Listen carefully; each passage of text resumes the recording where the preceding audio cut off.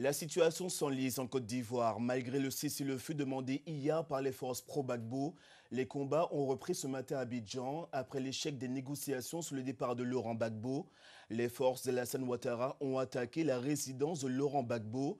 Selon une source gouvernementale française, je cite, Gbagbo refusait toujours de reconnaître par écrit la victoire de Ouattara, ainsi qu'il le lui demandait. Ouattara a jugé qu'il n'était pas honnête. Fin de citation. De son côté, le camp Gbagbo a dénoncé une tentative d'assassinat.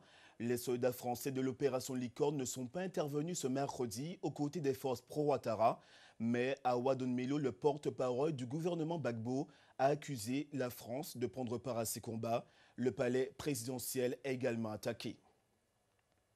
Le président américain Barack Obama a appelé l'homme fort d'Abidjan à démissionner immédiatement, soutenant fermement les frappes de l'ONU et de la France lundi sous cette dernière bastion. De son côté, la ministre sud-africaine des Affaires étrangères, Maïté Nkoana Mashabane, dont le pays siège actuellement au Conseil de sécurité de l'ONU, s'oppose vivement au bombardement aérien des forces françaises et onusiennes sous la Côte d'Ivoire. Un point de vue partagé par Teodoro Obiang-Nguema, le président de l'Union africaine. Le chef d'État de la Guinée équatoriale réagit au micro d'Olivier Nogo. On l'écoute. Vous avez eu une intervention relativement forte là tout à l'heure, notamment sur la position de l'Union africaine par rapport aux interventions en Libye et en Côte d'Ivoire. Bien, le problème de la Libye, la Côte d'Ivoire, le problème de la Côte d'Ivoire, c'est qu'on a nommé un panel qui a proposé certaines conditions pour arriver à la solution de la crise. Mais nous avons la surprise que l'intervention actuelle de certaines forces contre le palais, ce n'est pas notre décision.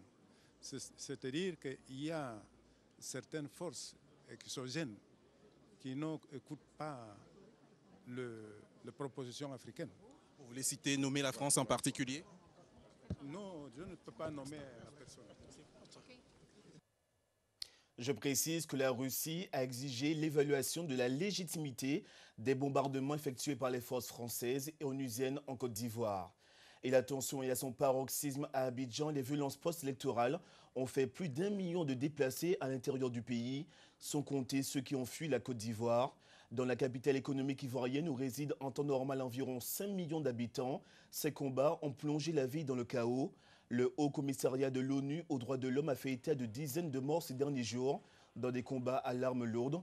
On vous le disait déjà hier, la situation humanitaire est donc devenue absolument dramatique à Abidjan, selon les Nations Unies.